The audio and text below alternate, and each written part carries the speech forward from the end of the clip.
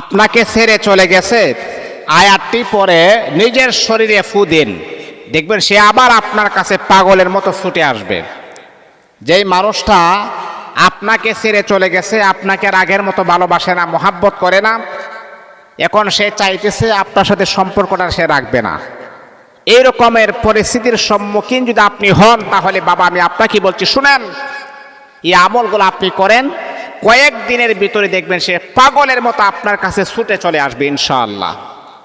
দুনিয়ার সব কিছু মিথ্যা হতে পারে, দুনিয়ার সব কিছু রং তামাশা হতে পারে, দুনিয়ার সব কিছু বাহানা হতে পারে, কিন্তু আল্লাহ পাক রব্বুল আলামিনের কোরআন কখনো রং তামাশা হতে পারে না।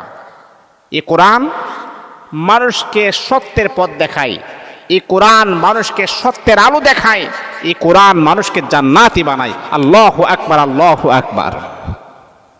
যদি এমনটা দেখেন যে সে আপনাকে ছেড়ে চলে গেছে, তাহলে আমি আপনাকে সাজেস্ট করব এই আমলগুলো আপনি করবেন। কিভাবে করবেন? মনে করেন আপনার প্রিয় মানুষ, যেই মানুষটাকে আপনি এত মহাব্বত করেন, এত ভালোবাসেন, আপনি চেয়েছেন তাকে হালালভাবে আপনার জীবন সাথী বানাবেন, অথবা আপনার স্ত্রী যাকে আপনি এত মহাব্বত করেন, আপনার আদরের স্ত্রী চলে গেছে, অথবা আপনার স্বামী চলে গেছে, এই রকমের পরিস্থিতির সম্মুখীন যদি আপনি হন, তাহলে আমলগুলো আপনি করবেন। কিভাবে করবেন? এই আমলটা রাতের শেষ ভাগে আপনি করবেন, যেই সময় তাহাজ্জুদের নামাজ পড়ার সময় হয়, যেমন রাত্রে 2টা থেকে নিয়ে 3টা 4টা, এর ভিতরে আমলটা আপনি করবেন, অথবা 1টার পরে আপনি আমলটা শুরু করবেন। প্রথমে 4 রাকাত নামাজ পড়বেন, নফল নামাজ 2 রাকাত 2 রাকাত করে 4 রাকাত নামাজ পড়বেন, অথবা 6 রাকাত যতটুকু পারেন নামাজ পড়বেন। 4 রাকাত, 6 রাকাত, 8 রাকাত যতটুকু পারেন নামাজ পড়বেন। নামাজ পড়ার পরে তারপরে আপনি এই জায়নামাজে বসবেন। জায়নামাজে বসার পরে 3 বার ইস্তেগফার পড়বেন। আস্তাগফিরুল্লাহ রাব্বি মিন কুল্লি যামবিন ওয়া আতুবু ইলাইহি লা হাওলা ওয়ালা কুওয়াতা ইল্লা বিল্লাহিল আলিয়্যিল আযীম। 1 বার, আবার পড়বেন 2 বার, আবার পড়বেন 3 বার। তারপর দুরূদ শরীফ পড়বেন, যেটা আমরা নামাজে পড়ি, যেই দুরূদ শরীফ, সেই দুরূদ শরীফটা আপনি পড়বেন। আল্লাহুম্মা সাল্লি আলা মুহাম্মাদিন ওয়া আলা আলি মুহাম্মাদ কামা সাল্লাইতা আলা ইব্রাহিম ওয়া আলা আলি ইব্রাহিম ইন্নাকা হামিদুম মাজিদ। আল্লাহুম্মা বারিক আলা মুহাম্মাদিন ওয়া আলা আলি মুহাম্মাদ কামা বারাকতা আলা ইব্রাহিম ওয়া আলা আলি ইব্রাহিম ইন্নাকা হামিদুম মাজিদ। এই দুরূদ শরীফটা আপনি 3 বার পড়বেন। পড়ার পরে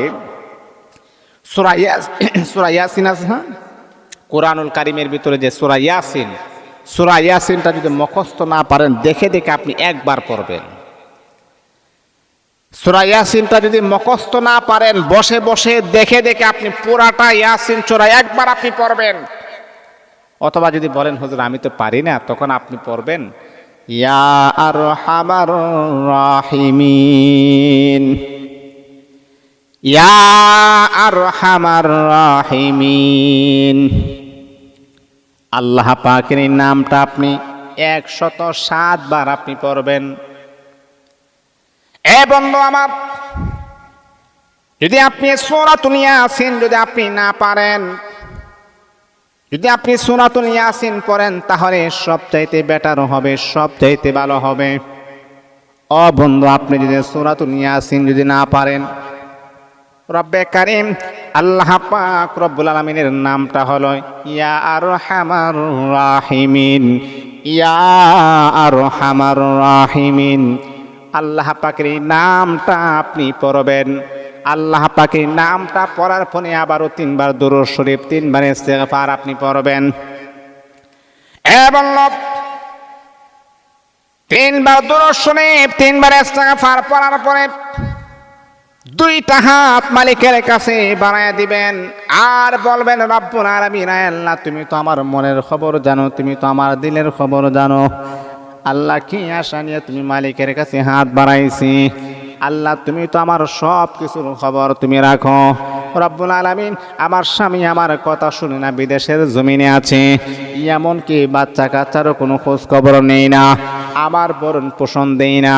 আগে যেই পরিমাণ আমাকে মহাব্বত করতো, যেই পরিমাণ আমাকে ভালোবাসতো, এই পরিমাণ আমাকে ভালোবাসে না।